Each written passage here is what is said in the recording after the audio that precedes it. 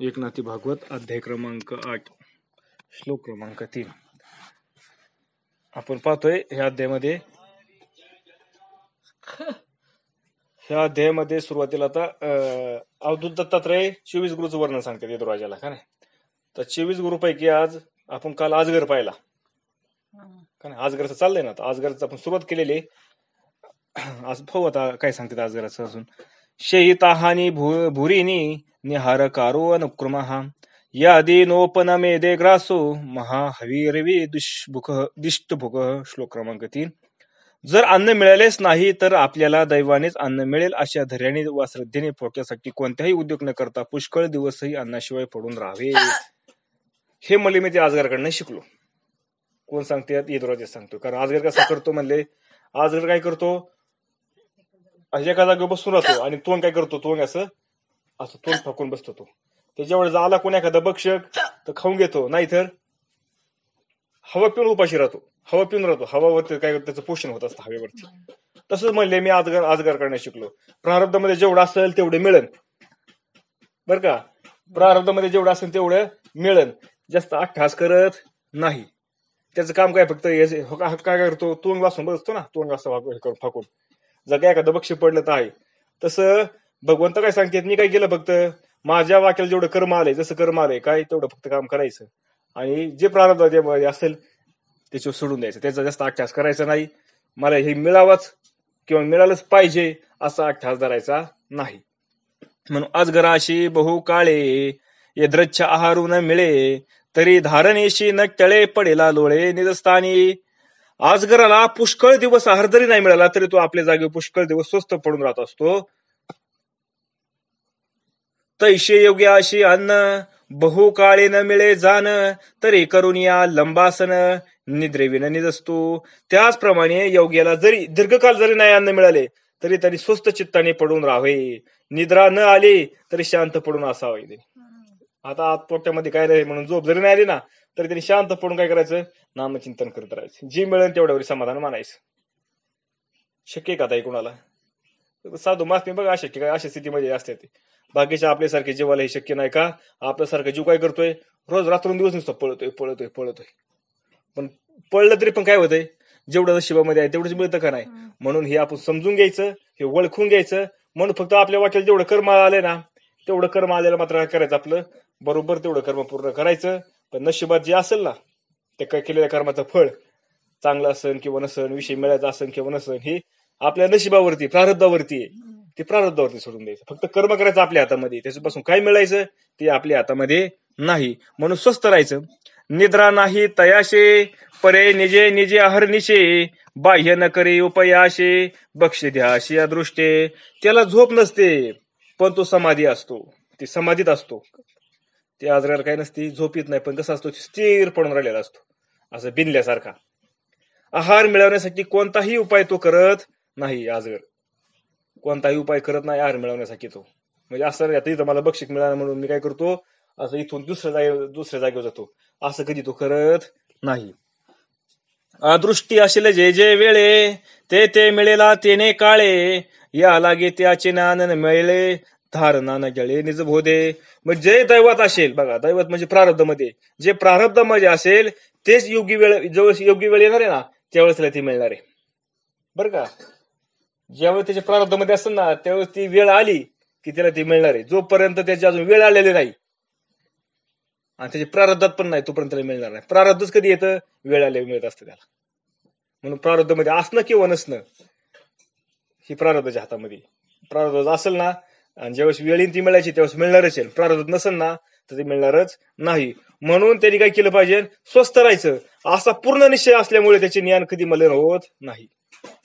आत्मा स्वरूपापासून तो कधी जळत नाही. कोण? महात्मा काय करतो, त्याला माहिती आहे नशिबात जे असतं ते आपल्याला होणारच आहे. त्यामुळे ते जास्त, म्हणून साधू संत कसे असतात, समाधानी असतात, आनंदी असतात का, कारण ते कुठल्या गोष्टीचा अभ्यास करत नाहीत.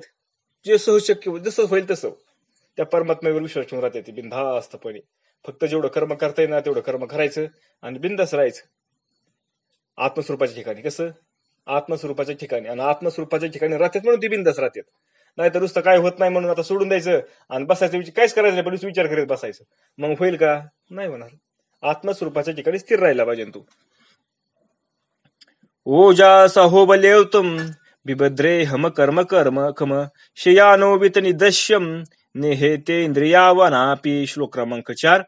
इंद्रिय बल, मनाचे व शरीराचे बल उत्तम असणाऱ्या देहालाही सर्व कर्मांनी रहित अवस्थेत धारण करणाऱ्या योगाने निद्रा न घेता स्वस्थ पडूनच राहावे. त्याने परमार्थाला चुकू नये, सोहिताला मुकू नये. डोळे, कान इत्यादी इंद्रिय समर्थ असली तरी त्यांना कर्मापासून दूर ठेवावे. आजगराशी बळ उदंड देहो पराक्रमे प्रचंड. परी न करे उद्योगाचे बंड पसरून तोंड पाडीलसे. आजगराचे सामर्थ्य खूप असते बघा. त्याच्याकडे सामर्थ्य कमी असतं का? ताकद कमी का त्याच्याकडे? भरपूर ताकद आहे, पण देह प्रचंड असतो. त्याचं शक्तीही त्याला भरपूर असते, पण पोटासाठी काही धडपड न करता तो तोंड पसरून निवांत पडून असतो. त्याचं कार्य काय आहे? फक्त तोंड पसरून पडायचं. मग आता त्याला भगवंताने त्याचे प्रारब्ध जेव्हा त्याची सोय केलेली असेल ना, त्यावेळेस एखादा पक्षी त्याच्या पैसे जाणार आणि त्याला त्याचं पोट भरणार, होऊन त्याचे पैसे जाणार. त्याचं कर्म काय? तोंड काय करायचं? तोंड उघडं करून पसरून बसायचं, फक्त पडायचंय. तसं आपलं कर्म काय? आपल्या वाटेला फक्त कर्म करत राहायचे. आपल्या वाटेला आलेलं ते कर्म आपल्याला करावंच लागतं बरं का, आणि ते आपल्याकडनं होतच असतं. फक्त काय करायचं नाही त्याच्यामध्ये, त्याच्या आपण फलाची अपेक्षा करायची नाही. तैसाचे योगिया केवळ शरीरी असे शारीर बळ. बुद्धी असे अति कुशळ असे कुशळ इंद्रिय बळ पटुतर. योगी सुद्धा शरीराने समर्थ असतो. योगी कसा असतो? शरीराने समर्थ असतो. समर्थ असतो म्हणजे त्याच्या शरीरात कसलीच कमतरता नसते त्याला. त्याची बुद्धी तीव्र असते, इंद्रिय सक्षम असतात. आहारा लागी सर्वथा हेतूस पुरो नेदी चित्ता. काया वाचा तत्वता नेदी सभवता दंडळू. तरी तो आहाराची प्राप्ती कशी होईल ह्याचा कधी विचार करत नाही. कोण? योगी म्हणजे साधक महात्मा बरं का. काय करत नाही तो? आता मग सकाळी मला खायला मिळलंय, माझा संध्याकाळी मिळेल का? मग आता काय करावं लागेल मला त्यासाठी काय काय प्रयत्न करावे लागतील का, याचा कधी तो विचार करत नाही. कारण त्याला माहितीये प्रारब्धामध्ये असेल ना या द्यायच्या, तर त्याला ते खायला मिळणार आहे. नसेल ना तर मिळणार नाही. म्हणून तो फक्त त्याचं काम करत राहतो. काय त्याचं काम करणं? आत्मस्वरूपाच्या ठिकाणी स्थिर राहणं, तेवढंच त्याचं काम आहे. मन शरीर जळमळू देत नाही. तो मन आणि शरीर आहे ना, जळमळू देत नाही अजिबात, स्थिर राहतो. म्हणून ती समाधानी असतात. स्वप्न जागृती मुकला सुषुप्ते सांडोणी नेजेला. शून्याचा पासोडा झाडीला नेजी पौडला निजत्वे. तो नित्य जागृती स्वप्न सुषुप्ती विरहित स्वस्थ असतो. बघा तो कसा आहे? नित्य जागृती, स्वप्न आणि सुषुप्ती जे 3 अवस्था या 3 अवस्था विरहित आहे, स्वस्थ आहे. बघा तो कसा आहे? स्वस्थ आहे म्हणजे स्थिर आहे, आत्मज्ञानात आराम करत असतो तो. म्हणजे नित्य जागृतीमध्ये स्वप्न सुषुप्ती विरहित अवस्था आहे त्याच्या. म्हणजे कसं आहे? तो या 3 अवस्थेच्या पलीकडतो आपल्या तंद्रीमध्ये स्वरूपाच्या. मुनी हे प्रसन्न गंभीरो दुर्विगाहो दुरत्यः. अनंत पारो हा शोभ्याम स्मितो तोदम इवार्णवः. समुद्रापासून मी काय शिकलो? समुद्राप्रमाणे योग्याने असावे. समुद्राचे पाणी निश्चलच असते. योग्याचे मन निश्चल असावे. वरून प्रसन्न वात गंभीर असावे. सागराचे यथार्थ रूप स्वरूप कळत नाही. योग्याचेही खरे स्वरूप लोकांना कळत नाही. सागर ओलांडण्यास कठीण असतो. योग्याचे मन कुणी मोडू शकत नाही. सागर अपार असतो. तसंच योगी आत्मरूपी असल्याने काळाच्या अवस्थांच्या मर्यादा त्याला नसतात. सागर अशुभ असतो म्हणजे सामान्य लोकांकडून सागर शुद्ध केला जात नाही. तसाच योगी हा कोणतेही विकार त्याला नसल्याने विचलित होत नाही. अर्थात योग्याने योग्याचे आदर्श जीवन असावे. म्हणजे कसे आदर्श? श्लोक क्रमांक 5. समुद्र जो गुरु करणे त्याचे परिसपा लक्षणे. गंभीरत्व पूर्णपणे निर्मळ असणे इत्यादी. आता आजगराचं लक्षण, आजगराकडनं मी काय शिकलो? का नाही आजगराला गुरु मानलं आणि त्याच्याकडनं मी काय शिकलो हे भगवंतांनी आपल्याला सांगितलं. आता समुद्राला गुरु मानले म्हणले मी. कुणाला गुरु मानलं? समुद्राला. आणि समुद्राला गुरु मानून मी त्यांच्याकडनं काय शिकलो ते सांगतो म्हणले. ऐका म्हणले, आता ज्या समुद्राला गुरु करायचे ना त्याचे लक्षण सांगतो म्हणले. सागर कसा असतो? गंभीर. कसा असतो तो? गंभीर आणि निर्मळ असतो. तसा योगी असावा. सागराला गंभीर म्हणजे कसा आहे? तो किती अतिवृष्टी झाली तरी त्याच्यावर परिणाम होत नाही, आणि किती भयानक दुष्काळ जरी पडला तर त्याच्यामध्ये बदल होत नाही, म्हणून तो गंभीर आहे. तसा योगी आहे.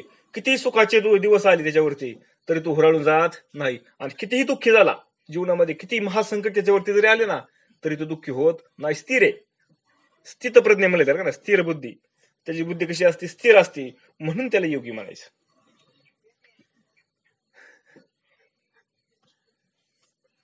समुद्र सदा सुप्रसन्न. म्यूट करा, म्यूट.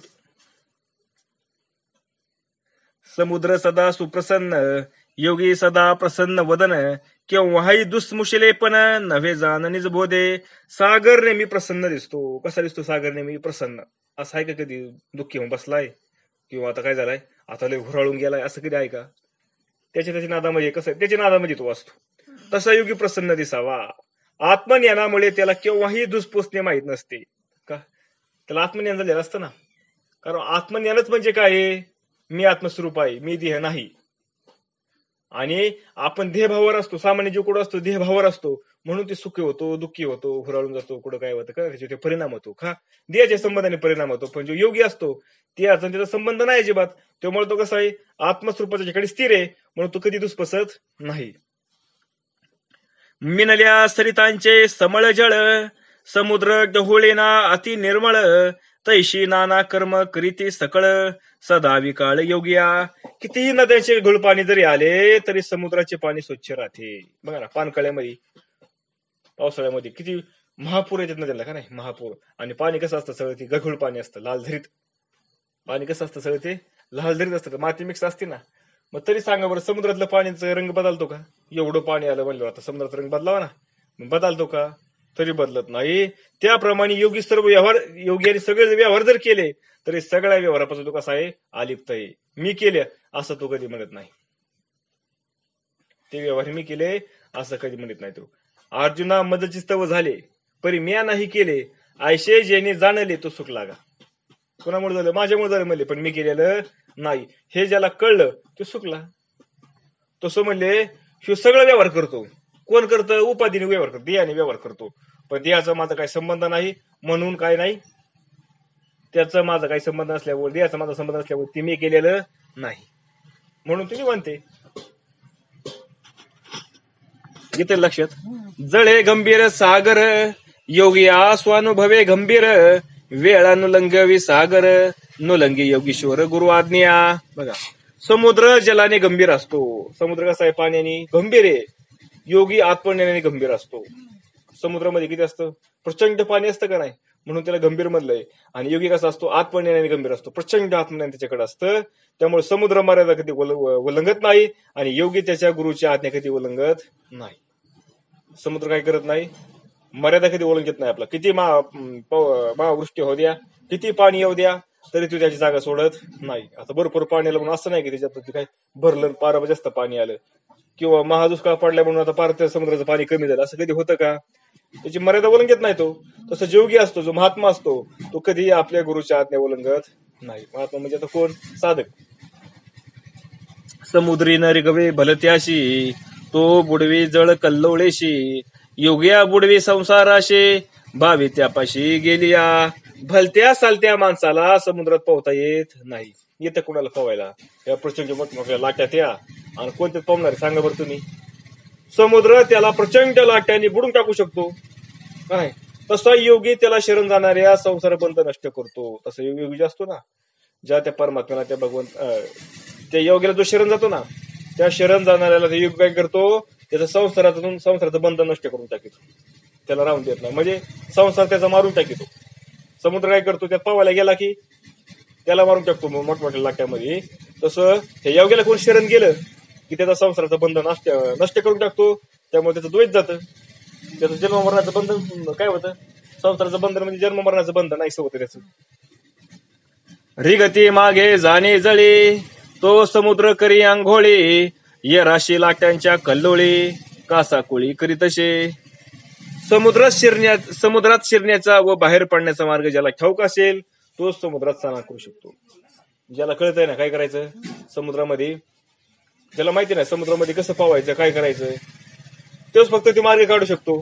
इतरांना मात्र ते बुडून टाकणार. तसं त्याला कसं करतो? ते बुडून टाकतो, कासळीच करून सोडतो पार त्यांना, बाकीच्यांना. तैशीची योगी अशी सलगी न करवे भलती आशी आप भय भीती आपेशे तो भाविकांशी सुसव्ये. तसेच भलत्याच माणसाला योगी माणसाशी मित्रत्व करता येत नाही. बघा, जो भलता माणूस असतो ना, भलत्या माणसाला योग्या जो योगी आहे त्या योग्या बरोबर मित्रत्व कधी करता येत नाही. कोणाला मित्रत्व करता येते? जे श्रद्धाळू येतं, ज्यांची श्रद्धा आहे, ज्यांचा विश्वास आहे, ज्यांचा भाव आहे, असेच लोक त्या योग्याबरोबर मैत्री करू शकतात, इतर करू शकत नाही. सांग, जमतं की इतरांचं त्याचं कुणाचं? त्याच्याकडे जातच नाही. का जात नाही? तर त्यांनी त्याला वेडा केलेला असतो सामान्य जीवानी. पण ज्याच्यावर म्हणजे ज्याचा त्या योग्यावरती विश्वास आहे ना, श्रद्धा आहे, भाव आहे, तो मात्र त्याच्याजवळ जातो आणि आपलं कल्याण करून घेतो. तसं समुद्राचं काम. झाल्या धनवंत व्यवहारा उपाये नुलंगे सागरा तैशे नुलंगवे योगीश्वरा नृपासुर नरा किन्नरा. मनुष्य कितीही श्रीमंत जरी झाला तरी तेवढ्याने तो समुद्र उल्लंघन करण्यास समर्थ होत नाही. असं आहे का? त्याच्याकडे भरमसाठ पैसा आला म्हणून त्यांनी समुद्राचं उल्लंघन केलं? शक्य आहे का ते? नाही. तसेच राजे, देव, देवता व यक्ष, किन्नर यांना योगीश्वरांची आज्ञा करता येत नाही. जसं समुद्राची कोणी मर्यादा काही भंग करू शकत नाही, तसं देव जरी आले, यक्ष, किन्नर कुणी जरी आलं तर ह्या योगीश्वराच्या महात्म्याची कुणी आज्ञा करू शकत नाही. एवढं सामर्थ्य त्या महात्म्याकडे असतं, योग्याकडे असतं. का? कारण तो आत्मस्तूपाच्या ठिकाणी स्थिर असतो. मळून राहे सागरी लाटा सरिसा टाकी दुरी तैसाची मळू योगिया भितरे ध्यान निर्धारी न राहे. समुद्रात काही घाण राहत नाही. समुद्रामध्ये काही घात राहत नाही. का राहत नाही? कारण काय करतो समुद्र? त्या लाट्यांच्या बरोबर सगळी घाण वाहून कुठे येते? किनाऱ्याला येते. लाटांनी ती बाहेर फेकली जाते. त्याप्रमाणे योग्याच्या मनात ध्यानामुळे कोणतेही मलिनता राहत नाही. मलिन्य योगी ध्यान करतो ना स्वरूपाचं ध्यान केल्यामुळे त्या चित्तामध्ये कसलंच मलिनता राहत नाही. सगळं काय होतं? ध्यानाला बसलं की निघून जातं बाहेर. म्हणजे काय होतं? त्याचं मन स्थिर होतं त्या आत्मस्वरूपाच्या ठिकाणी, त्या नामाच्या ठिकाणी, त्या ध्यानाच्या ठिकाणी. समुद्र मिनली ताम्रपर्णी ते झाली मुक्त फळांची खाणी योगिया मिनली श्रद्धा येऊनी ते मुक्त खाणी मुमुक्षा. ताम्रपर्णी नदी समुद्राला जशी मिळाली तेव्हा ती मोत्याची खाण बनली, तशी श्रद्धारूपी नदी योग्याला मिळाली तेव्हा ती मुक्तीची खाणच झाली. बघा, त्यामुळे मुमुक्ष मुक्त होण्याची सोय झाली. ताम्रपर्णी नदी ना समुद्राला मिळली की तिथे काय झाली? मोत्याची खाण तयार झाली, मोती तयार व्हायला लागले भरपूर. तशी श्रद्धारूपी नदी योग्याला मिळाली की तेव्हा जो श्रद्धा घेऊन तो त्याच्याकडे जातो ना, जो जातो ना श्रद्धा घेऊन तो मुक्त होऊन जातो. म्हणजे जे मुमुक्ष येतं, ज्याला मुक्त हो असं वाटतंय, त्या परमात्म्याची प्राप्ती करावं असं ज्याला वाटतंय, तो काय होतो? त्याच्याकडे त्याला शरण गेल्यावर मुक्त होऊन जातो, त्याची व्यवस्था होऊन जाते ती. त्यामुळे जो समुद्रा माझी रघुनी राहे तो नाना परिचय रत्नेला आहे येऊया माझे जो सामाये त्याचे वंदिते पाये चिद्रतने. जो समुद्रात बुडी मारतो त्याला अनेक रत्ने मिळू शकतात.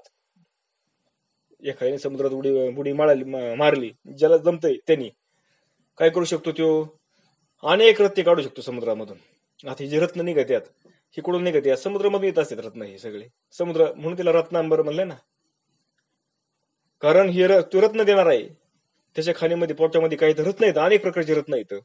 मग हे काय करतोय? आपले लोक रत्न ते सोय रत्न काढण्याची ते काय करतात? त्यातून रत्न काढून ज्याला माहिती ते बरं का, ते समुद्रातले मधले रत्न काढतात. तसेच जो योग्याशी समरस होतो ना, जो योगी त्या योग्याशी जो एकरूप होतो त्याला जो अनन्य भावाने शरण जातो, तुझं नम्रतेने श्रद्धा त्याच्याकडे ठेवितो, असा जो असतो तो त्याच्या संग समरस होतो आणि त्याच्या चरणाची सेवा केल्यामुळे त्याच्या ठिकाणी विचाराचं रत्न येतं. कोणतं रत्न मिळतं त्याला? विचाराचं, विवेकाचं रत्न मिळतं. विवेकाचं सार आसाराचा फायदा त्याला करता येतो. काय सार? आसार काय? सार काय? एक निर्गुण नाही असतं परमात्मा, तो सार. एक परमात्मा सोडून दुसरं काहीच नाही, बाकी सगळं काय आसार आहे. हा विवेक त्याच्या ठिकाणी तयार होतो आणि ही सगळ्यात मोठी श्रेष्ठ रत्न आहे. आणि हे रत्न कोणापासून मिळतं? त्याला त्या महात्म्याकडनं मिळतं, ते योग्याकडनं मिळतं त्याला. जैशी समुद्राची मर्यादा कोणाशी न करवे कदा तैशी योग्यांची मर्यादा शास्त्र वेदा न करवे. समुद्र जसा अथांग असतो तसे योग्याच्या जीवनाचे घनत्व वेद व शास्त्र यांना कधी आकलन होत नाही. वेदाला शास्त्राला महात्मा कळत नाही. का कळत नाही? कारण वेदाने फक्त काय केलेलं आहे, अनुभव सांगितलेले आहेत, पण महात्म्या ओळखू येईन त्याला नाही येणार. कारण तू कसं जसा समुद्र जसा अथांग आहे तसं योग्याचं जे जीवन आहे ना ते घनत्व वेद व शास्त्र यांनाही ते आकलन होत नाही. म्हणजे एवढं खोला अभ्यास सांगणारे जे वेद आहेत ना, जे 6 शास्त्र येतं, जे 11 पुराण येतं, हे सुद्धा त्याला त्याचं काही सांगू शकत नाही, म्हणजे महानता सांगू शकत नाहीत. कारण वेदामध्ये शास्त्रामध्ये 7 महात्म्याचे काय केलेलं वर्णन आलेलं आहे, पण ते वर्णन केलंय, पण का केलंय ते वर्णन आपल्याला समजावं म्हणून काय केलंय का नाही. वास्तविक पाहता त्यांनी जे केलेलं वर्णन आहे महात्म्याशी ते हे होईल का, जुळल का, ते नाही, कमी पण आहे.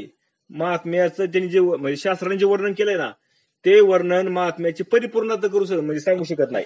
लक्षणाची परिपूर्णता सांगू शकत नाही. कारण शास्त्राला वर्णन करायचं म्हणल्यावर त्याला काहीतरी लागत. काय लागते शास्त्राला वर्णन करायचं म्हणल्यावर त्याला काहीतरी हे लागतं, सिद्धांत लागतो, त्याला काहीतरी प्रमाण लागत.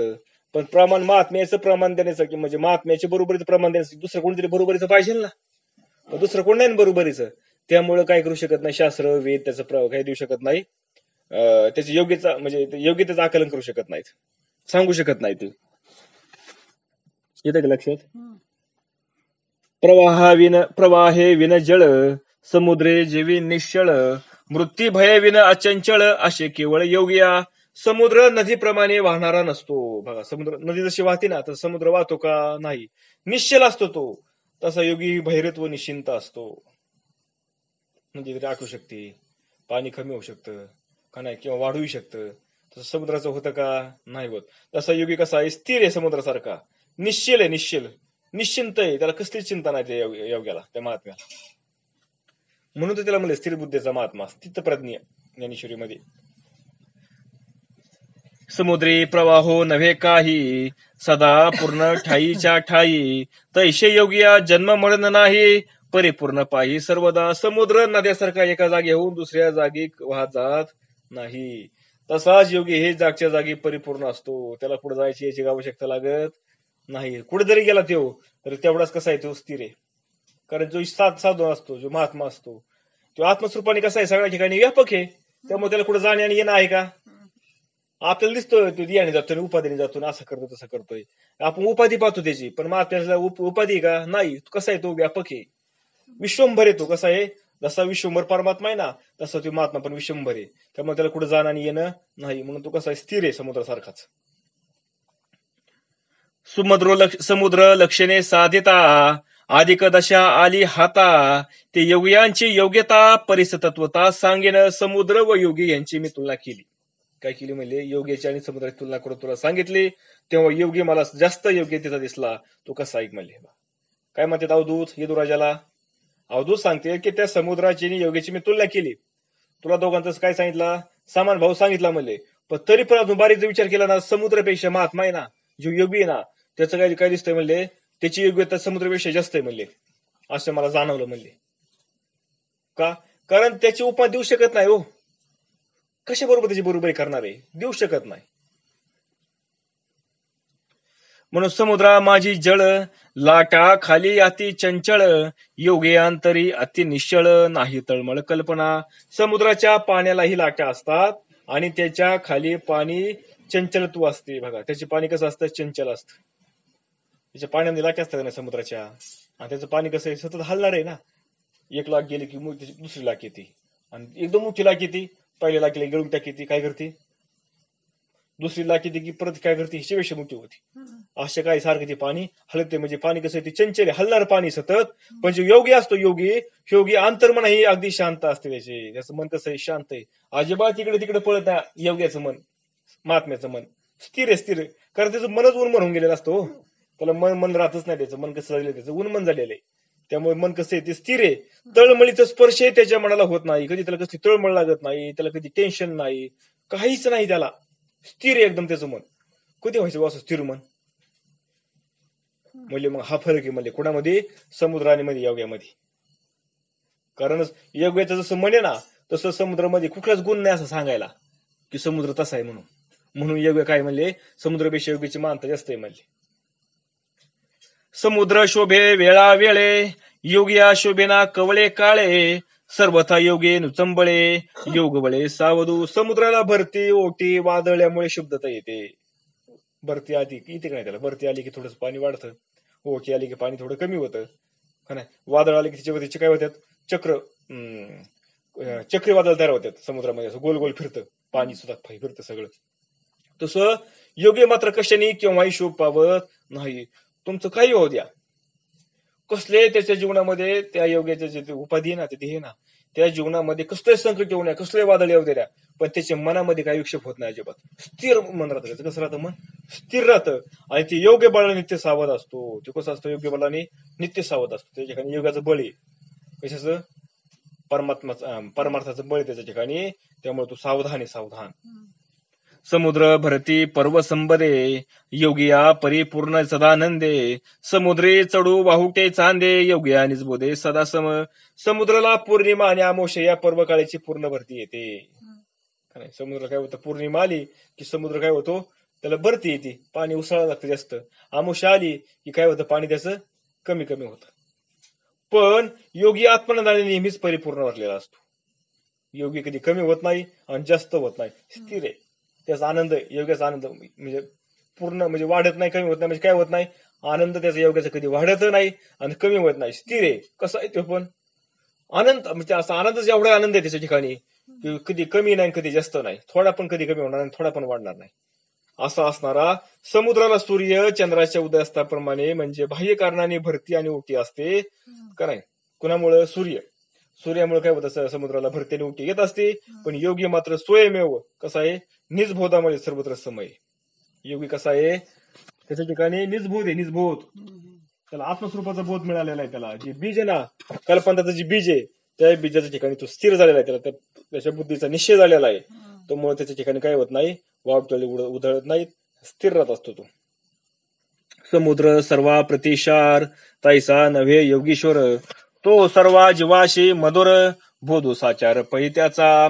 समुद्राचे पाणी सर्वांना खारक लागते. पाणी कसं लागतं समुद्राचं? प्रत्येकाला खारक लागतं. तसे योगी सर्वांशी गोड असतो. योग्याचा कोण शत्रू नसतो, योग्याला कोण मित्रही नसतो. कोणी या कोणा प्रत्येकासंग कसं बोलतो? गोड बोलतो, गोड राहतो का नाही. आणि प्रत्येकाला योग्य असाच मार्ग सांगतो. प्रत्येकाचं कल्याण होईल अशा पद्धतीने त्याला मार्ग सांगत असतो. त्यामुळे त्याचा बोध व इतर ज्ञान सत्य आणि मधुर असते. योग्याचं महात्म्याचं बोलणं कसं असतं? खरं असतं. त्याच्याकडे जो बोध असतो, त्याच्याकडे जे ज्ञान आहे, ते कसं आहे? गोडवा देणार आहे, गोडवा देणार. ते जो बोलायला लागला ना, तर कानाला ऐकावं वागतं, त्याच्या कवर पण बसावं वागतं, समाधान वागतं जीवाला, आज्ञान जीवाला सुद्धा. तर समुद्राच्या जवळ कोणा जायची ताकद आहे का? हा फरक आहे म्हणजे मग समुद्रामध्ये आणि योग्यामध्ये. म्हणून योगी कसा आहे? योग्याचं जे हे काय महात्मा जे हे जास्त आहे.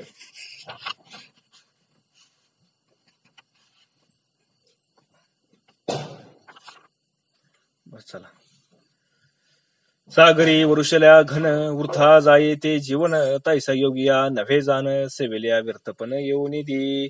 समुद्रात मेघाने वर्षाव जरी केला तर पाऊस व्यर्थच ठरतो, जातो का नाही. समुद्रातला पाण्याचा काय उपयोग आहे आपल्याला? आहे का कोणाचा फायदा त्याच्यामध्ये? काहीच नाही. बरं, ज्याला फायदा व्हावा असं वागतंय त्याला आधीच पाणी देतं, त्यामुळे त्याला काय पडला काय नाही पडला काय, म्हणजे ते पाणी पडलं कसं झालं? व्यर्थ झालं. पण योग्यांनी केलेली सर्व कधीही व्यर्थ जात नाही. सेवा, योग्यांची केलेली असते सेवा, ती कधी व्यर्थ जात नाही. ते प्रत्येकाला कल्याणकारक होऊन जाते. महात्म्याने केलेली सेवा प्रत्येकाला, तिला तर कल्याणकार असतेच असते, पण बाकीच्या जो त्याच्या संबंधामध्ये येतो ना, संपर्कामध्ये, त्या सगळ्याचं कल्याण होत असतं. म्हणून अल्प हे योगिया होय घेता, तेने निवारी भवे व्यथा, या लागी मुमुक्षी सर्वता भगवत भक्ता भजावे. म्हणून योग्याने कोणतीही अल्पीशी गोष्ट जरी स्वीकारली तरी ती भक्तांची संसार व्यथा दूर करतो. बघा, एखाद्या भक्ताचं एक त्याचा भाव पाहून जर थोडीशी एखादी बारकी गोष्ट जरी त्यांनी स्वीकारली तर त्याचं काय होतं? त्या भक्ताचं सगळा संसाराचा नाश होऊन टाकतो. त्याचा संसाराचा नाश होतो म्हणजे काय? जन्ममृत्यूचा. त्याला परत जन्म आणि मृत्यू नाही. म्हणून मुमुक्षाने भगवंतांचे भक्त असलेल्या योग्यांची सर्व प्रकारे सेवा करावी. म्हणजे मुमुक्ष आहे ना, ज्याला असं वाटतं ना, मला आत्मज्ञान व्हावा, मला आत्मस्वरूपाचं ज्ञान व्हावा, माझं जीवन संसार म्हणजे जन्म मरण माझा बाद व्हावा, असं ज्याला वाटत असन त्यांनी काय करावा? त्या परमात्म्या, त्या साधूला, त्या महात्म्याला शरण जावा आणि त्याची सेवा करावा. काय करावा? त्याला शरण जावा नम्र भावाने आणि त्याची सेवा करावा. आता त्या साधूची सेवा करायची म्हणजे काय करायचं? त्याची सेवा करायची म्हणजे त्यांनी जे सांगितलेलं आहे ना, जे विचार आहेत ना, ते विचार ऐकायचे आणि तसे ना तसे आपल्या आचरणामध्ये आणण्याचा प्रयत्न करायचा. ही खरी सेवा सद्गुरूला आवडते बरं का महात्म्याला.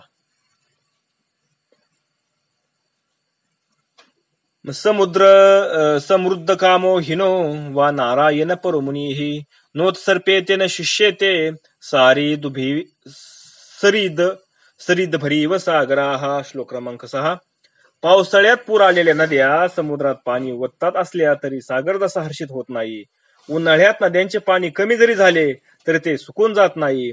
त्याचप्रमाणे जो मुनी विषय वासना सोडून नारायणांची भक्ती करतो त्याने आपले मनोरथ सफल झाले तरी हुरळून जाऊ नये किंवा मनोरथ विफल झाले तरी तो शोक करू नये. श्लोक क्रमांक 6. वर्षा काळी सरिता सकळ घेऊन आल्या अमुप जळ तेने हर्षे हर्षे जना प्रबळ न चढे जळ जळाब्दी. पावसाळ्यात नद्या भरभरून जरी पाणी घेऊन आल्या तरी समुद्र कधी उचमळत नाही किंवा त्याचे पाणी चढत नाही, किंवा उन्हाळ्यात नद्यांचं पाणी जरी कोरड्या पडल्या तरी समुद्राचं पाणी कधी कमी पडत नाही, समुद्र आटत नाही. तैशेचे योग्यांच्या ठाये नाना समृद्धी आली या पाहे अंताना जरी देही गर्भ काही चढेना. समुद्री वेचलिया पाठी खंती नाही योगिया पोटी तो नारायण परदृष्टी सुख संतुष्टी वर्ततो. योग्याजवळ सर्व प्रकारचे जरी ऐश्वर चालत आले तरी त्याला त्याचा अभिमान किंवा गर्व कधी वाटत नाही. ते नाहीसे जरी झाले तरी त्याचा तो कधी खेद मानत नाही. तो नेहमी नारायणाचे अनुसंधानामध्ये सुखी आणि संतुष्ट होऊन राहत असतो. नारायण म्हणजे काय, जे परमात्मा आहे ना त्या परमात्म्याच्या अनुसंधानामध्ये राहत असतो, म्हणजे त्याच्या स्मरणामध्ये सतत राहत असतो. त्याच्या विचारामध्ये तो सतत राहत असतो, त्यामुळे तो सुखी आणि संतुष्ट असतो. समृद्ध वेचलिया पाठी खंती नाही योगिया पोटी नारायण परदृष्टी वर्ततो. संपत्ती माझी असता मी संपूर्ण हे नाठवे चित्ता दरिद्र आलिया दरिद्रता नेने सर्वता योगिया. श्रीमंती जरी असले तरी मोठा श्रीमंत असे त्याला कधी वाटत नाही.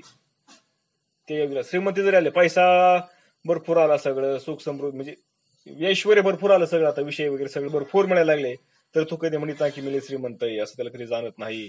आणि गरिबी आली म्हणून तो कधी म्हणत नाही मी गरीब आहे. का? कारण हे श्रीमंत आल्याचंही त्याला भान नाही आणि गरिबी आली त्याचंही त्याला भान नाही. का भान नाही? कारण ते सगळं देहाच्या संबंधाने आलेलं आहे आणि देहाचा त्याचा काही संबंध नाही, त्यामुळे तो काही त्याचा कधी विचार करत नाही.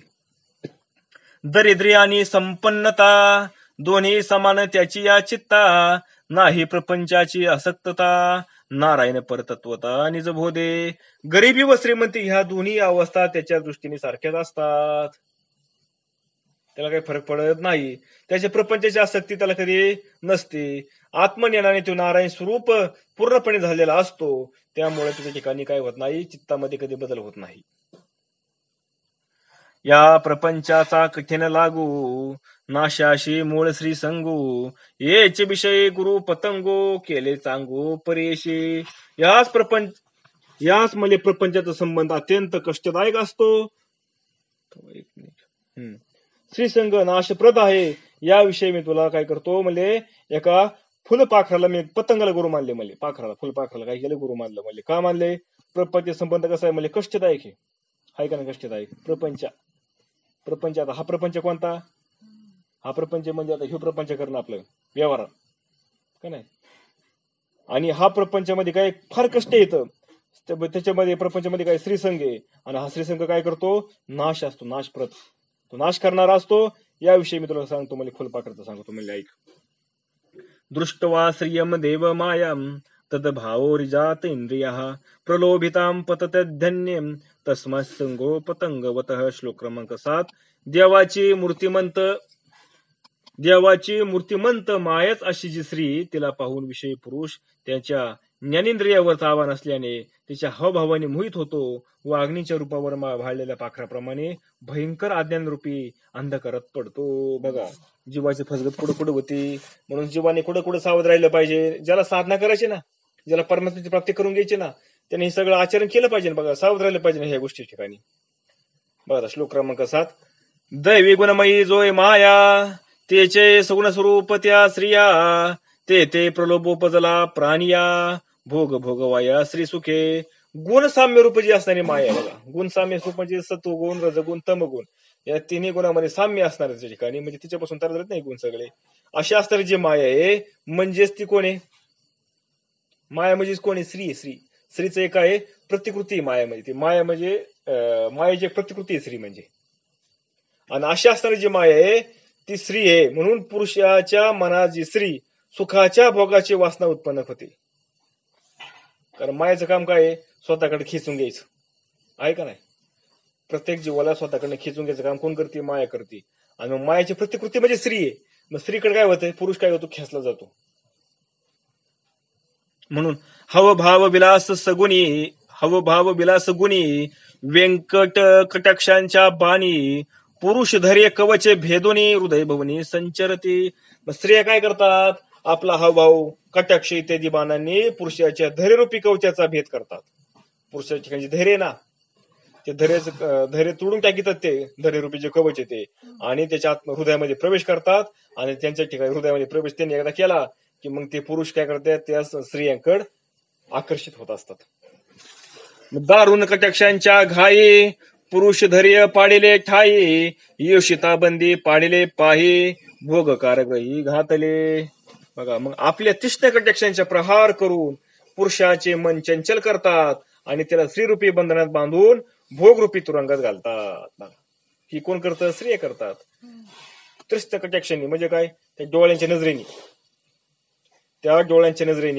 त्या भाव्यांच्या नजरेने ते काय करतात त्या पुरुषावर असं कटाक्ष टाकतात आणि त्यांनी काय होतं पुरुषाने ते एकदा बघितलं त्यांच्याकडे की पुरुषाची वृत्ती चंचल होती त्याला आपण जावं त्याच्याकडे आपल्याला तिने काय केलं बोलवलंय आणि म्हणून तो काय करतो त्या स्त्रीरूपी बंधनामध्ये बांधला जातो आणि त्याच्यामध्ये बांधला गेला की भोगरूपी तुरुंगामध्ये गुंतून पडतो. म्हणून श्री भोगाचे जे सुख ते जाणपा केवळ दुःख तुंगी घालिता मधुर विख परिपाकी देख प्राणांतू. म्हणून स्त्री भोगाचे जे सुख असन ते काय सुख म्हणून जे वागते ना आपल्याला स्त्री भोगाचं जे सुख वागतं ना आपल्याला ते सुख म्हणजे केवळ दुःख आहे. दुःख तेवढं पुरतं सुख वागत असन पण ते काय करतं अख्ख्या संसारामध्ये प्रपंचामध्ये काय करतं तिला त्या भोगामध्ये भाजून टाकीत विष तर काय करतं एकदा काय करतं समज चवीला जरी गोड लागत पण ते काय करतं तुम्हाला एकदम मारून टाकतं का नाही. चवीला गोड लागतं पण काय करतं ते तुमचा प्राण घेतं. तसं दीपाची अंगसंगा कोण सुख आहे पतंगा बळ्या लिंगू जाता पैगा मरण मार्गा लागले. असे पा दीपज्योतीला भेडण्यात पाखराला कधी सुख वाटत असते का सांग बरं. आता दिवा लावलेला आहे आणि आताच्या पेक्षा पानकाळ्यामध्ये बघा हे भरपूर असे फुलपाखरे येतात बघा उडत रात्रीच्या वेळेस दिवा लावले म्हणजे आणि काय करतात येऊन त्या दिव्याला का नाही ते मोठमोठे लाईट असतात त्या लाईटला जाऊन दडखा मारतात आणि जळून खाक होतात. आता त्या लाईट पैसे त्यांना काय सुख आहे सांगा बरं तुम्ही. पण अट्रॅक्शन काय मिळतं बरं त्यांना लाईट पैसे जाऊन काही नाही. लाईटच्या जवळ गेले की लगेच जळून खाकून जातात. तसं हा जो जीव आहे हा जो पुरुष आहे हा पुरुष त्या स्त्रियांच्या जवळ गेला की काय होतं स्वतःला त्या दुःखामध्ये काय करून टाकतात ते गुंतून टाकतात. म्हणून पुढीला पतंग निमाला देखते तरी मागल्या दीपी अति आसक्ती तेवी श्री कामे एक ठकते एक हाती प्रति पतंग न्याय. बघा एक जर फुलपाखरू मरून पडलेले जरी पाहिलं दुसऱ्या फुलपाखराने तरी ती म्हणत नाही त्या लाईटीला जाऊन चिकाटले किंवा काय त्या दिव्याला जाऊन त्यांनी झडप मारल्यामुळे ती मरून पडले मग आता आपण नको जायला असं दुसरं फुलपाखरू म्हणत नाही. त्याच्याकडे पाहतही नाही ती काय करतं ही सुद्धा येतं आणि डायरेक्ट जाऊन त्याला झडप मारतं आणि तेही मरून जातं. तिसरं येतं तेही मरून जातं. म्हणजे असं काय चाललेलं आहे सारखंच येतंय आणि जातंय आणि मरतंय. त्याच पद्धतीने म्हणले काय झालंय हा जो जीव आहे ना हा जो पुरुष आहे ना याला सुद्धा चैन पडत नाही त्या स्त्री संघाने फसल्यामुळं.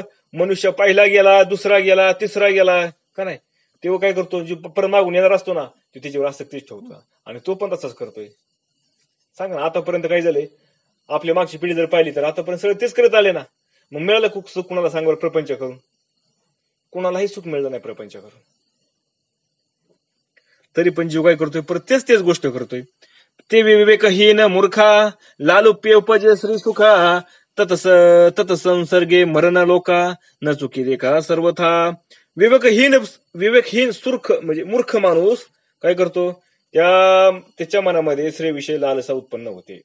विवेकहीन म्हणजे ज्याच्या ठिकाणी विवेकच नाही ना, ज्याच्या ठिकाणी विवेक तो काय करतो, तो याच्या नादी लागतच नाही, तो डायरेक्ट संन्यास घेतो, निघून जातो.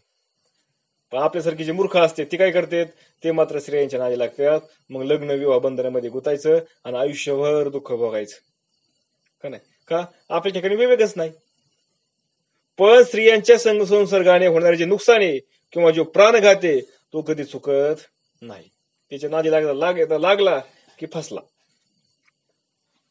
म्हणून दीप रूपाचे कोडे, पतंग जाळून स्नेह बुडे, ते बी श्रीसंग अवश्य घडे, पतन रोकडे अदतम.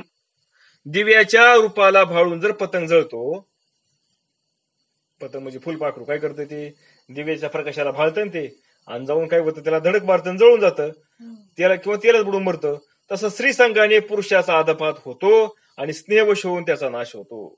मग म्हणतो ना, माझी बायकून, माझं मुलं, माझे आणखीन, माझे तमकीन, आयुष्यभर दुःख करीत बसतो.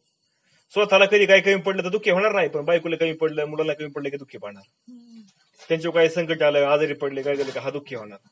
ह्याला काय त्याच्याबद्दल काय नसतं एवढं, पण त्याच्या कशामुळं का तर त्याच्या बायकोवरती, मुलावरती त्याचं स्नेह असतं. आपण बघितलं कपोत पक्षाचं मागच्या वेळेस, का नाही, आता काल आपण काय पाहिलं, परवा दिवशी कपोत पक्षाचं पाहिलेच ना, त्यांची काय अवस्था होती, तशी ह्याची भाषा अवस्था होती.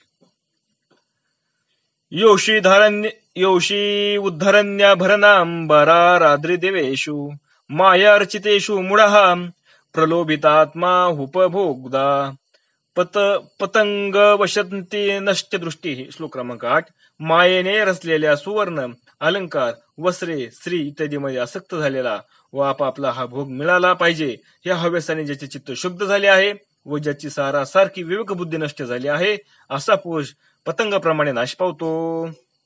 पहा कांता आणि सोने, वस्त्रे आभरणे रतने, मायेने रचले पडणे पतनकाराने जनांच्या भानामले.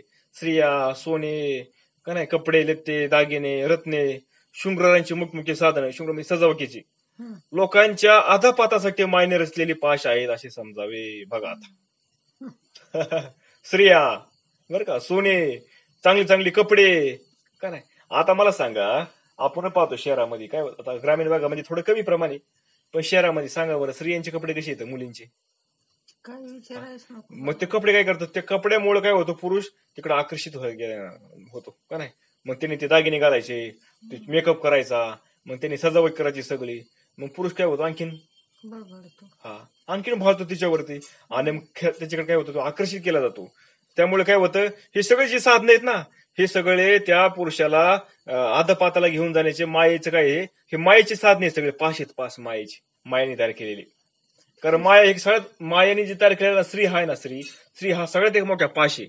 आणि त्या पाशाच्यासाठी, त्या पाशात गुंतण्यासाठी बाकीचे हे बारकले पाश आहेत, का नाही, सोने, नाणी, कपडे लत्ते, का नाही, परत तुमचे काय शृंगार करायचे साधने, हे सगळे काय हे बारीक बारीक पाशे, का त्या पाशामध्ये गुतून आहे मोठ्या पाशामध्ये आणायचं त्या जीवाला, त्या पुरुषाला. एकले योषिता नरकी घाले, सुवर्ण लोभे नरको बळी, रत्ने भूषणे तत्काळी नरक मेळी घाली ती. एक स्त्री नरकात लोटण्यास पुरेशी आहे. बघा, एक स्त्री जरा भेटली ना, एका स्त्रीच्या पैशामध्ये गुतला आणि तो नरकामध्ये गेला म्हणायचं. भरपूर झाली ती एकच स्त्री त्याला नरकात गुतवायला. सोन्याचा लोभ तर फारच मोठा नरक आहे. रत्ने भूषणे तर माणसाला पापासाठी तत्काळ प्रवृत्त करून नरकात घालण्यास कारणीभूत होतात. बघा, माणसाला मोह कशाचा आहे का नाही, स्त्रीचा मोह आहे, सोन्याचा मोह आहे, कपड्यांचा मोह आहे का नाही. मोह सोन्यासाठी, सोनं बघितलं की लगेच एखादा असं चोरतो, ते काय करतो, लगेच डोळाच ठेवतो तिथं, आपल्याला कधी मिळेल ती. म्हणजे काय, सगळे नरकाला घेऊन जाण्याची साधनं आहेत. ज्या कोणाला पुरुषाला वाटतंय ना आपला आत्महित व्हावा, आपल्याला आत्मस्वरूपाची प्राप्ती व्हावा, त्यांनी ह्या सगळ्या पाशापासून सावध राहावा. का ही सगळे पाश मायेचे आहेत, मायेने त्याच्यासाठी तयार करून ठेवलेले आहेत. मग त्याच्यामध्ये गुतायचं नाही गुतायचं ते त्यांनी ठरवायचं. गुतला तर परत कितीतरी कल्प गुतून पाडला, आणि सुटला तर त्याचं कायमस्वरूपीचं कल्याण झालं. म्हणून हे ते आगवेची अनर्थकारी, मिनले योषिता शरीरी, ते देखताची पुररंध्री, जनाशी उरी मग कैचेनी. हे सर्व अनर्थकारक दोष स्त्री शरीरात एकवटलेले असतात. बघा, हे सगळे दोष कसे आहेत, अनर्थकारक आहेत. अनर्थकारक म्हणजे प्रत्येकाच्या त्या पुरुषाचा अनर्थ करणारे आहेत, आणि हे सगळे अनर्थ करणारे दोष कुठे येतं? त्या स्त्रीमध्ये येतं. दागिने कोणाला जास्त लागते यात? स्त्रीला लागते, बरोबर का नाही? चांगले चांगले कपडे घालायला बाईला, परत मेकअप करायला कोणाला लागतोय? तिलाच लागतो. म्हणजे हे सगळे साधने कोणाला दिले? त्या मायेनी तिच्याकडे दिले का नाही? आणि मग जीव कुठे गुतवतोय? पुरुष कुठे गुतवतोय? तिथंच गुतवतोय. म्हणून मग नगर युषिताची स्त्री, गणिका स्त्री, जे नकलेली थकलेली दृष्टीच पडताच ना, लोकांनी विधिनिषेध काय राहणार सांगा बरं तुम्ही? अशा ज्या स्त्री असतात, कोणत्या? वेश्या असणाऱ्या, नाचणाऱ्या, नृत्य करणाऱ्या, अशा स्त्रिया जर त्या सामान्य लोकांना पुरुषांना जर त्या नजर पडल्या तर पुरुष काय होतात? लगेच तिकडे खेचले जातात. एखादी चांगली मेकअप करून आलेली स्त्री, चांगले कपडे घालून आलेली स्त्री जरी असं एखाद्या गोळख्यामध्ये दिसली, लगेच टपकुट काय होते? ती लगेच निवडून दिसते. लगेच पुरुष काय करणार? प्रत्येक लगेच तिच्याकडे पाहणार. जरी म्हणत काय नसतं, पण नजर तरी येतात त्याच्याकडे. त्याची म्हणजे त्याची नजर त्या स्त्रीकडे जाणारच. का? कारण थोडी ती वेगळी दिसते ना, मेकअप केलेला का नाही, सगळा शृंगार केलेला, कपडे घातलेले. का? तर ही सगळी साधनं कोणासाठी येतं? त्या पुरुषाला त्या पाशामध्ये बांधण्यासाठी येत. अंगे व्यताळ संचारा, त्यावरी पाजलिया मदिरा, मग जुल्लतू नाचता त्या नरा, वडवारा पै नाही. आधीच अंगात व्यताळ संचारलेला आहे. बघा, व्यताळ म्हणजे कोण? भूतांचा राजा. आधीच अंगात संचारलेला आहे आणि त्यात त्या माणसाने दारू प्यावी. बघा, आता आधीच त्याला भूत लागलेलं आहे. भूताचा राजाने त्याला धरलंय आणि त्यात हा दारू प्यालाय. मग त्या माणसांच्या झोकांग्यांना काय नाचण्याला कुणी मर्यादा घालणार आहे का सांगा बरं? त्याला भान राहतं काय? आपण म्हणतो काय भूत भीत लागलं काय तुला? असं काय खातोय पितो नाचतोय उड्या आणतोय का नाही? म्हणतो का नाही आपण? तसं म्हणजे आधीच त्याला भूत लागले त्याच्यात प्रति दारू प्यालाय. मग काय स्थिती होईल त्याची? तसं म्हणली याची जीवाची स्थिती. का भांड्याचे तोंडे भंड पुराण, त्यावरी आला शिमग्याचा सण, मग करिता वाग्विटंबन आवारी कोण तयाशी. एखादा भाट आधीच चिकट बिस्कट काव्य म्हणतो बघ. एखादा भाट ते काय म्हणतो? आज काही बिस्कट काव्य म्हणतो, उगाच कसं तरी काव्य म्हणतोय तो. आणि त्यात शिमग्याचा सण आला म्हणजे भाट म्हणजे कुणाला म्हणायचं? स्तुती करणारा. मोठमोठे जे पुरुष असतात ना, राजे महाराजे, यांची स्तुती करणारा त्याला भाट असतो. आणि तो भाट जो आहे त्याला आधीच त्याला काय म्हणतात? व्यवस्थित काव्य रचता येत नाही, त्याला म्हणता येत नाही. आवाज बिवाजा थोडा बेसूर आहे, कुठं काय म्हणजे आधीच बेसूर आवाज आहे. आणि त्यात शिमग्याचा सण आला. आता शिमग्याच्या सणाला काय असतं? बोंबलाच असतं का नाही? म्हणजे ह्यो गातो काय आणि किंवा होळीला शिमग्याला बोंबालतो काय, हे सारखंच. म्हणजे आधीच हा जे काय ह्याने गायलं म्हणजे विटंबना होती. आणि त्या शिमग्यासारखा बोंबाला म्हणजे काय झाली? आणखी मोठी विटंबना झाली. असं काम त्या पुरुषाचं म्हणले. हा हो का मोहक मदिरा सर्वाशी, त्या तू घातले उन्माद द्रव्याशी, सवन करिता त्या रसाशी, पारू भ्रमाशी पै नाही. त्याने अजून एक दृष्टांत दिला. म्हणजे काय? आधीच मदिरा कशी म्हणजे मूळची सर्वांना मोह पाडणारी असते. दारू का नाही, काय करणारी? सगळ्याला मोह पाडणारे. त्या मदिरेत आणखीन मादक द्रव्य घातली. आता जे मदिरा असते ना, त्याच्यामध्ये आधीच मादक द्रव्य असतात आणि त्यात आणखीन प्रमाण वाढवलं त्या मादक द्रव्यांचं. तर ते पिणाऱ्याच्या भ्रमाला समज राहत नाही. ते तो काय मग सांगायचं सांगा? परभ्रमिष्ठच होऊन जातो पिणारा. तसं तैशे सोली व मोहाचे रूप, ते जाना युषिता स्वरूप, त्याईवरी खटाटोप वस्त्रे पडप भूषणे. तसंच म्हणजे ही स्त्री ना, स्त्री म्हणजे त्या मायेचं गाळीव स्वरूप आहे बघा. मोहित करणार कसं आहे ते गाळीव स्वरूप. स्त्री म्हणजे कसं आहे? त्या मायेचं बरं का, असं शुद्ध केलेलं मायेतून असा सार काढलाय मायेचा स्त्री म्हणजे. आणि असं त्या पुरुषाला मोहित करणार असं ती रूपे. त्यात आणखीन वस्त्रे, आणि त्याच्यामध्ये काय केलं आणखीन परत त्या स्त्रीच्या रूपाला चांगली चांगली वस्त्रे का नाही, अलंकार, दागिने, हे जेवढे काही शृंगार, परत कुंकू, काजळ, जे अलंकार आहेत ना, हे रंगबिरंगी उंच असे कमी वस्त्रे, हे सगळे तिला आणखीन दिले त्याच्यामध्ये. परत सांगा बरं मग काय बने बरं? मायेचे विकार सगळे त्याच्यामध्ये भरलेलेच येतं. माया अचिंदेंद्रिया भादी, दासा सम्मुख नव्हे त्रिशुद्धी, ज्याची अतिप्रीती गोविंदी, त्याशी कृपानिधी रक्षिता. पण ज्याचे मन इंद्रिय स्वाधीन नसतात त्यांनाच माया बाधते. पण बघा, अशी जरी स्त्री असतील पण ज्याचं मन ताब्यामध्ये नाही, ज्याची इंद्रिय ताब्यात नाही, जो काय झालेला आहे सतत काय होतं? इंद्रियांच्या अधीन आहे. अशाच लोकांना काय करते? फक्त माया बांधत असते. पण ज्याची त्या गोविंदावर श्रद्धा आहे, त्या परमात्म्यावर विश्वास आहे, त्या ईश्वरावर त्याचा विश्वास आहे, असं जे भक्त येतं, अशा भक्तांना ती माया कधीही त्रास देत नाही. त्याच्यावर कृपानिधी त्यांचे रक्षण करतो. जो परमात्मा आहे ना, जो भगवंत आहे, जो ईश्वर आहे, तो काय करतो? त्यांचे रक्षण करत असतो अशा गोष्टींपासून. मग मला सांगा ना, गोरक्षनाथ जायच्या आधी कालिंदनाथ गेले होते मच्छिंद्रनाथाकडे श्रीराज्यामध्ये.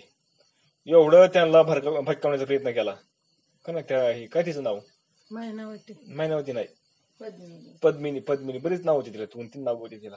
तिने काय केलं, अशी त्या स्त्रियांना पाठवून द्यायची त्यांच्याकडे, आणि त्यांना काय करा तुम्ही, तिलोत्तमा, पद्मिनी, अजून बरीच नाव आहे तिला, आणि ती पाठवून द्यायची त्यांना त्याच्याकडे, कालिपनाथाकडे, आणि का त्यांना ह्याच्यामध्ये तुमच्या मोहजालामध्ये त्यांना गुंतून घ्या का नाही, फसवा म्हणून. पण ते फसले नाही. तर का नाही फसले, कारण संत श्रद्धा म्हणजे त्यांचा खरा विश्वास होता, निष्ठा होती सद्गुरूवरती, त्या परमात्म्यावरती, म्हणून त्यांना ह्या स्त्रिया सुद्धा काय करू शकल्या नाहीत.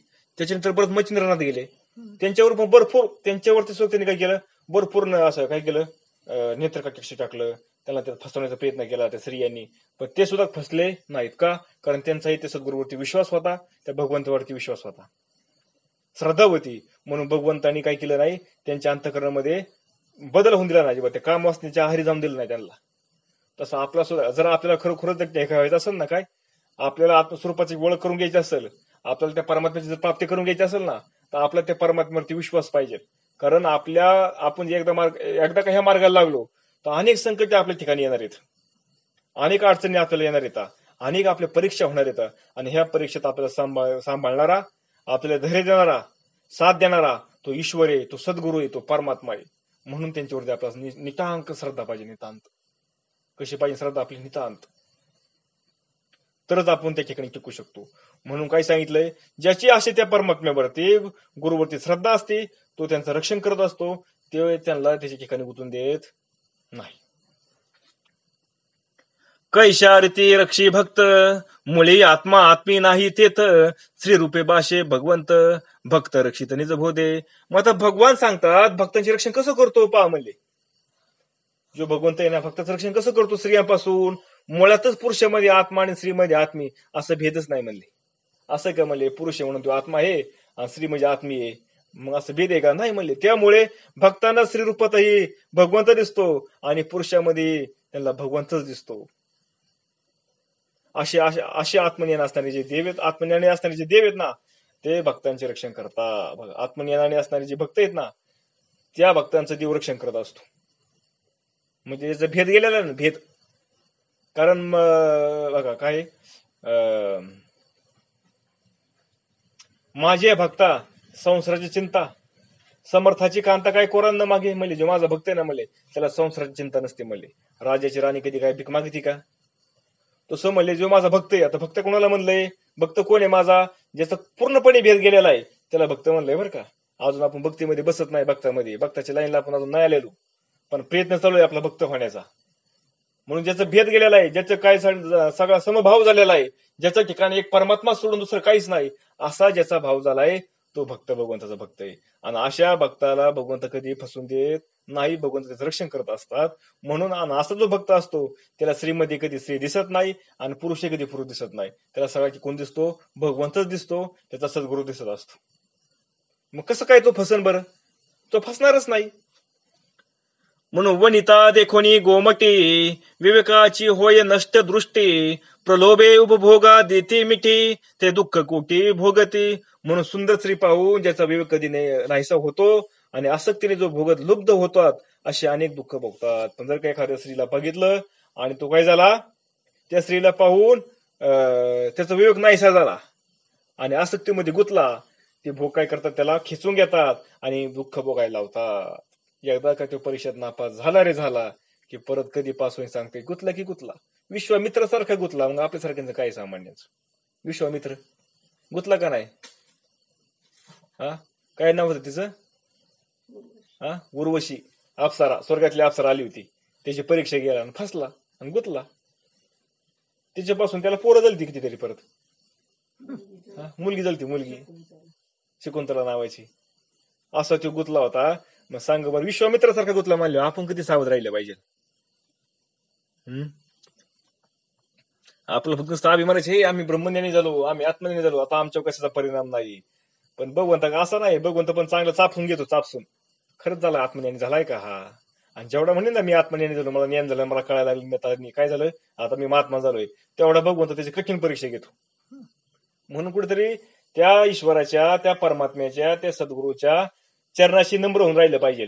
म्हणजे काय होत नाही, जड जात नाही आपल्याला भक्तांना, काय होत नाही, जड जात नाही.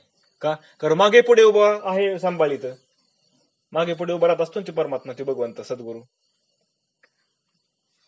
म्हणून चला, देखोनी दीपरूपी झगमगे, उपभोग बुद्धी पतंगी, उडी घालिता वेगे जळून आगे नासती. म्हणून दिव्याचे झगझगीत रूप पाहून पतंग काय करतात, त्या भोग भोगण्यासाठी इच्छेने त्यावर झडप घालतात आणि आगीत जळून नष्ट होऊन जातात. तसं हे काम आहे पुरुषांचं. म्हणून एव युषिता रूपे माया, उपभोग भुलवे प्राणिया, जे विमुख हरीच्या पाया, त्याशीच माया भुलवितो. बघा आपण ही अशा स्त्री रूपाने, ही जी माया आलेली ना, कुणाच्या रूपाने आली? स्त्रीच्या रूपाने माया आली आणि ह्या सगळ्या प्राणी मात्राला उपभोगाच्या हव्यासाने भूल पाडते. पाडते का नाही सांगा? कुठलाही जीव घ्या तुम्ही, काय आहे का नाही? मनुष्यामध्ये आहे, प्राण्यामध्ये आहे, पशुमध्ये, पक्ष्यामध्ये, सगळ्यामध्ये आहे का नाही भूल पाडणारी. पण जे हरिचरणापासून विमुख असतात ना, त्यांनाच ती बांधू शकते. जी ज्याच्या ठिकाणी काय, ज्याच्या मुखामध्ये सतत हरिस्मरण आहे, हरिनाम आहे, त्याला मात्र ही माया बांधू शकत नाही. म्हणून तुकाराम महाराज सारख्याला बांधलं का माये त्या स्त्रीनी? तुकाराम महाराजांची पण परीक्षा घ्यायला आली होती, एकनाथ महाराजांची परीक्षा घ्यायला आली होती का नव्हती आली ही? पण फसले का ते, गुतले का नाही का? कारण त्यांच्या मुखात सतत हरिनाम चालू होत. म्हणून ज्याच्या मुखात सतत हरिनाम चालू आहे त्याला ही जी माया आहे ना, श्रीरूपी माया, ती कधी बांधू शकत नाही. म्हणून मधु करिचे विंदाने, मधुकर म्या गुरु करणे, दुःख नेदिता कार्य साधने, तेही लक्षणे परिसपा. आता मी तुला भ्रमराला त्याच्या मधुकिरी वृत्तीवरून गुरु कसे मानले व इतरांना दुःख न देता त्याचे कार्य साधावे हे कसे शिकले होते ऐका. आता बघा, म्हणजे भ्रमराला कसं गुरु मानलं? भ्रमर म्हणजे भुंगा, त्या भुंग्याला मी गुरु मानलं, त्याच्याकडनं मी काय शिकलो ते तुला मी सांगतो. आता ते लक्ष देऊन ऐक. पण ते आपण आता उद्या बघू. पुंडलिका